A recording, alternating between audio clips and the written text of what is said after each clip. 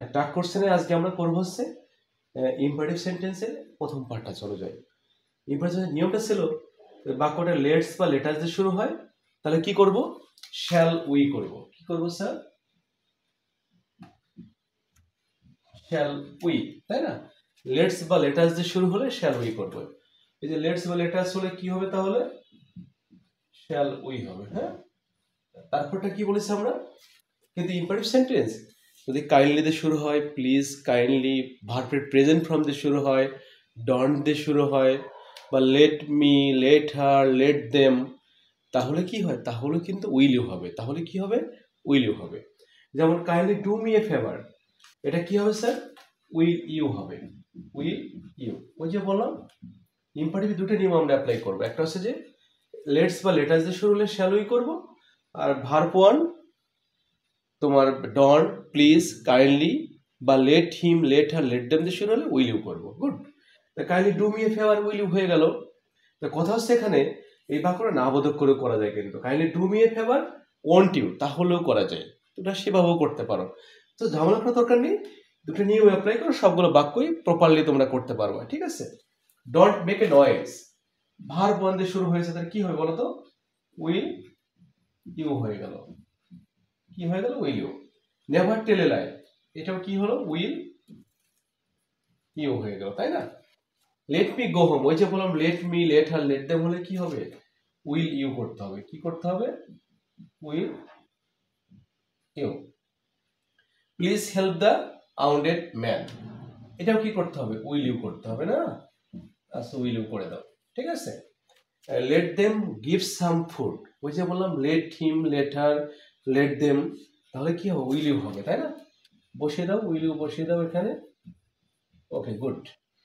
You are right, let's go, এই কথাটা clear করে যায়। এখন যখন দেখবো কোনো সেন্টেন্সে পরপর দুইটা তিনটা সেন্টেন্স পরপর থাকবে, তখন সবসময় লাস্ট বাক্যটা টাক কোশ্চেনটা করবো আমরা। যেমন ইউ আর রাইট, এটা অ্যাসার্টিভ সেন্টেন্স, প্রথম নিয়মটা ছিল আমাদের, তাই না? এর আগে সেশনে করেছি আমরা। You are right, full stop, let's go, এখানে কোনটার বাক্য ট্যাগ কোশ্চেন করবো? পরের বাক্য ট্যাগ কোশ্চেন করবো। এরকম একটা দুইটা তিনটা চারটা বাক্য থাকতে পারে, লাস্ট বাক্যের ট্যাগ কোশ্চেন করবো। You are right, let's go, তাহলে কি হলো বলতো? শ্যাল উই হলো, তাই না? গুড। এটা ছিল আমাদের ইম্পারেটিভ, সবগুলো নিয়মগুলো এখানে চলে আসছে। ক্লিয়ার? পরেরটা চলে যাই। যদি বাক্যটা এক্সক্লেমেটরি সেন্টেন্স হয়, হোয়াট বা হাউ দিয়ে শুরু হয়, তাহলে লাস্টে থাকে ভার্ব, তার আগে থাকে সাবজেক্ট। তখন এদিকে তাকানোর দরকার নেই, আমরা টাক কোশ্চেন করব এখানে। কোথায় করবো স্যার? ভার্ব এবং সাবজেক্টে টাক কোশ্চেনটা করব। এই যে এখানে ইজ আছে না, ইজ হলে কি হবে? ইজ হলে ইজেন্ট হবে। ইট আছে, ইটের প্রোনাউনটা ইট, তাহলে ইজেন্ট ইট হয়ে গেল এটা। ঠিক আছে? খুবই সোজা একটা ব্যাপার, কিন্তু সহজে আমরা করতে পারবো। হোয়াট এ পিটি, কথা ছিল বাক্যটা যদি হোয়াট বা হাউ দিয়ে শুরু হয়, লাস্টে থাকে ভার্ব, তার আগে থাকে সাবজেক্টটা। কিন্তু দেখো এই বাক্যটাতে সাবজেক্টও নাই, লাস্টে ভার্বও নাই। হ্যাঁ, এটা খুব চমৎকার একটা নিয়ম মাথায় রাখতে হবে। যদি কখনো দেখি বাক্যটা হোয়াট বা হাউ দিয়ে শুরু হয়, লাস্টে সাবজেক্ট ভার্ব উজ্জ্বল থাকে বা হাইড করে থাকে, তাহলে বাক্যটা যদি ব্যক্তির সম্পর্ক হয়, ধরে নেব লাস্টে হিজ বা শিজ আছে, আর বস্তু বা বিষয় হলে ধরে নেব লাস্টে ইট ইজ আছে। তখন হি বা শিজ এর ট্যাগ কোশ্চেন করব, বা ইট ইজ এর ট্যাগ কোশ্চেন করব। হোয়াট এ পিটি, তাই না? হোয়াট এ পিটি, কি চমৎকার। তাহলে কি বলেছি? এখানে হোয়াট এ পিটি, তাহলে বাক্যটা লাস্টে কি আছে? ইট ইজটা উজ্জ্বল করা আছে। তো ইট ইজ যদি উজ্জ্বল করা থাকে, তাহলে ইট ইজ এর এটা ট্যাগ কোশ্চেন কি হবে? ইজ এন ইট হবে। হ্যাঁ, গুড। তারপর দেখো হাউ ফুল শি ইজ, এখানে খুব ক্লিয়ারলি দিয়ে দেওয়া আছে, শি আছে এবং ভার্ব দিয়ে দেওয়া আছে, তাই না? ইজ হলো ইজেন্ট হলো, আর শি এর প্রোনাউনটা শি হলো। খুব সহজভাবে কিন্তু কাজটা আমরা সম্পাদন করতে পারলাম। ওকে, চলো যাই সামনে আগাই। এই যে দেখো তোমরা চমৎকার করে এই সেশনটা করলে কিন্তু। হ্যাঁ, নিশ্চয়ই কোনো কোয়েরি থাকলে তোমরা ইনবক্স করতে পারো, মেসেজ দিতে পারো, সেগুলো উত্তরটা পেয়ে যাবা, চমৎকার উত্তরটা পেয়ে যাবা। এখন চলো বাকি কিছু নিয়মে আমরা যাই, একটু সুন্দর করে যাই। ঠিক আছে? এখানে কোনো সমস্যা থাকবে না, চমৎকার ভাবে তোমরা কাজটা সম্পাদন করতে পারবো। চলো যাই।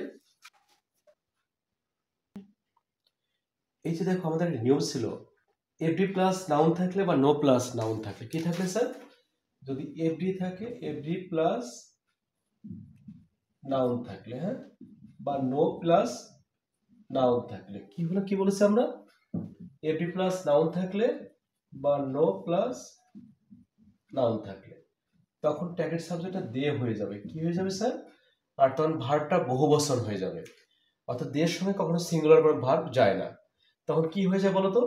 এই যে আমরা শিখেছি এস বাই এস যোগ হলে পরে কি হতো? ডাজেন্ট হতো, বাট এখানে ডন বা ডু হয়ে যাবে, তাই না? যদি ইজ থাকলে শিখেছি ইজেন্ট হতো, বাট এই নিয়মের ক্ষেত্রে ইজ হলে আরএন্ট হবে, আরএন্ট বা আর হয়ে যাবে, তাই না? তাহলে ওয়াজ থাকলে ওয়ারেন্ট বা ওয়ার হয়ে যাবে। হ্যাঁ, হ্যাজ থাকলে হ্যাভেন বা হ্যাভ হয়ে যাবে। অর্থাৎ যে অর্থ বলতে চেয়েছি আমরা মূলত হচ্ছে এই নিয়মটা থাকলে পারে এভরি প্লাস নাউন থাকলে, যেমন everybody, every people, every person, every student, every man, every teacher হতে পারে, নোবডি, নান, নো ওয়ান, তখন ট্যাগের সাবজেক্টটা দে করতে হবে। আর তখন এসবিএস যোগ হওয়ার সত্ত্বেও ভার্বটা বহুবচন করতে হবে, ডন বা ডু করতে হবে, ইজ হলে আরএন বা আর করতে হবে, ওয়াজ হলে ওয়ারেন বা ওয়ার করতে হবে, হ্যাজ হলে হ্যাভেন বা হ্যাভ করতে হবে। Clear?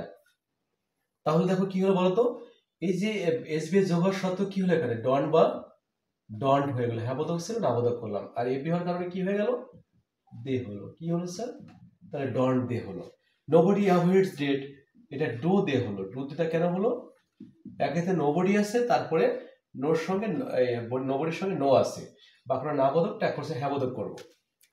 Rose and rise, rose তাই রাইজেন, রোজটা পাস্ট টেন্স, পাস্ট টেন্স হলে কি করব? ডিডেন বা ডিড করবো, ডিডেন করলাম। আর মাদার হওয়ার সত্ত্বেও কি হলো? ইট হলো। কেন বলতো? এখানে মাদার রোজ অ্যাট হার, এটা আসলে মাকে না বুঝিয়ে মায়ের গুণটাকে বোঝানো হচ্ছে, যাকে বলা হয় মাতৃত্ব, পিতৃত্ব, বন্ধুত্ব, শত্রুত্ব, কোয়ালিটিকে এনশিওর করে এখানে। ঠিক আছে? তাহলে কি হলো? Mother rose at her didn't it হয়ে গেল, কিন্তু ডিডেন শি হবে না, বা father rose at her didn't he হবে না, কি হবে? ডিডেন ইট হয়ে যাবে। অর্থাৎ রোজ ব্যারোজ থাকলে টাক করছেন, ডিডেন ইট করতে হয়। দ্য পোর আর রিচ, আমাদের নিয়মটা ছিল সেন্টেন্সে যে সাবজেক্টটা কোনো কি বোঝায়, কোনো শ্রেণী বোঝায়, জাতির শ্রেণী বোঝায়, সেই ক্ষেত্রে আমরা কি করব? এটা বুঝিয়ে আমরা দে করবো ট্যাগের, কি করবো? ট্যাগের সাবজেক্টটা দে করবো। এই যে পোর্টটা আর থাকলে আরএন করলাম, আমরা আরএন করে দিলাম, আর এটার কারণে দে হয়ে গেল। তাহলে কি হলো বলতো? R they.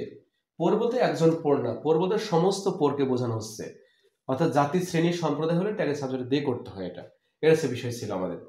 Swimming is good for health, আমাদের নিয়মটা ছিল যদি কোনো সাবজেক্টটা আইএনজি যুক্ত শুরু ইং যুক্ত সেন্টেন্স হয়, ট্যাগের সাবজেক্ট ইট করতে হয়। কি করতে হয়? ইট। সামথিং, নাথিং, ওয়ান থিং হতে পারে, সুইমিং হতে পারে, ইটিং হতে পারে, রানিং হতে পারে, আইএনজি হওয়ার সত্ত্বেও ট্যাগের সাবজেক্টটা ইট হয়ে যাবে। ইজ হলে কি হলো বলতো? ইজেন্ট হলো, আর ইটটা ইট হয়ে গেল, অর্থাৎ আইএনজি আছে না, তাই ইট হয়ে যাবে। গুড মর্নিং, আমাদের একটা নিয়ম ছিল যদি কিছু আমরা গ্রিটিং করি, good morning, happy birthday, happy new year, Eid Mubarak, হ্যাঁ, এগুলো আমরা যদি করি, থ্যাংক ইউ সো মাচ, এক্ষেত্রে ট্যাগ করছি না, ডন আই করতে হয়। কি করতে হয়? ডন আই। গুড মর্নিং আছে না, good morning, good night, happy birthday, Eid Mubarak, এরকম করি আমরা, তাহলে কি হবে? ডন্ট আই করব, চোখ বুঝে ডন্ট আই করব। গুড মর্নিং কি হলো? Don't I. বাক্যটা এমন ছিল, আই উইশ গুড মর্নিং, বা এরকম ছিল। এই জন্য বাক্যটা কাট করে এরকম থাকে আমাদের পরীক্ষার খাতায়, তখন আমরা এই বাক্যগুলো কনফিউশন বোধ করি, কি করব? গুড মর্নিং থাকলে এইগুলো ডন্ট আই করতে হয়। থ্যাংক ইউ সো মাচ, এটা কি করব? Don't I. আমরা কনফিউশন হয়ে যায়, এটা হচ্ছে ইম্পারেটিভ সেন্টেন্স না, ইম্পারেটিভ সেন্টেন্স না, হ্যাঁ, এটা মূলত অ্যাসাইভ সেন্টেন্স, সাবজেক্টটা উচ্চ করা রাখা আছে। হ্যাঁ, এই কারণে কি হলো? ডন্ট আই হয়ে গেল। এটা ছিল নিয়ম আমাদের।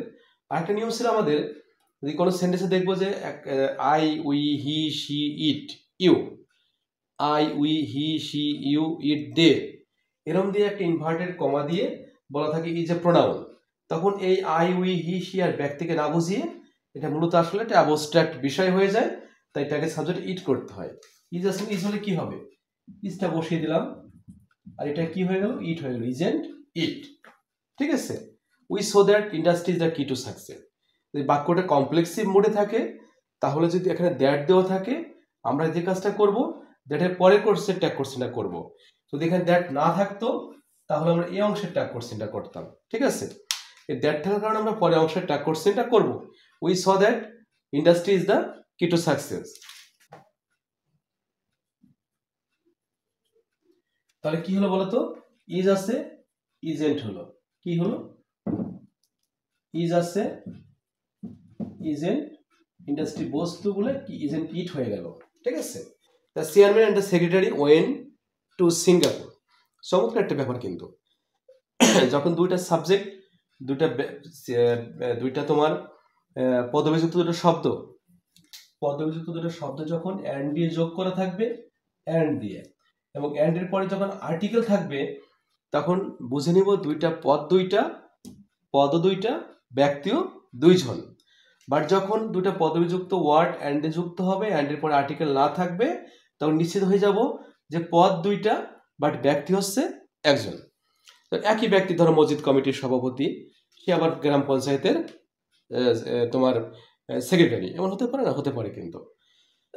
তখন কি করবো আমরা, তখন বুঝে নেবো অ্যান্ডের পরে আর্টিকেল থাকা মানে দুইটা পদ দুইটা ব্যক্তি, আর আর্টিকেল না থাকা মানে দুইটা পদ বাট ব্যক্তি হচ্ছে একজন। তাহলে কি হলো বলতো, ওয়েন পাস্ট টেন্স, আচ্ছা তাহলে কি হলো, ডিডেন্ট বা ডিড করে দিলাম, আগের সাবজেক্টটা দে হয়ে গেল, ডিডেন্ট দে। হ্যাঁ, এগুলো পরীক্ষাতে আমার থাকে কিন্তু, মাঝে মাঝেই থাকে, ঠিক আছে। পরেরটা চলে যায়, সেন্টেন্সে কিছু সংক্ষিপ্ত ভার্ব থাকে, যেমন সাবজেক্টের পরে যে ডি থাকে, ডি এর পরে ভার্ব ওয়ান থাকে, তো ডিটা হচ্ছে কি উড।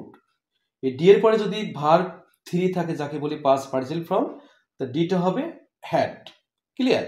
অনেক সময় এরপর এম থাকে, কখনো ভি থাকে, তাই না, তোমরা দেখতে পাও এগুলো। এম থাকা মানে এম, আর ভি থাকা মানে হ্যাভ, এরকম থাকে, আমরা বুঝি। কখনো ডাবল এল থাকে, দুইটা এল থাকে। ডাবল এল মানে কি, শ্যাল বা উইল, ক্লিয়ার। তাহলে কি, I would like to play cricket, এই ডি এর পরে কি আছে, ভার্ব ওয়ান আছে, ভার্ব ওয়ান আছে না, তাহলে কি হলো বলতো, ডিটা হলো উড হয়ে গেল, তাই না।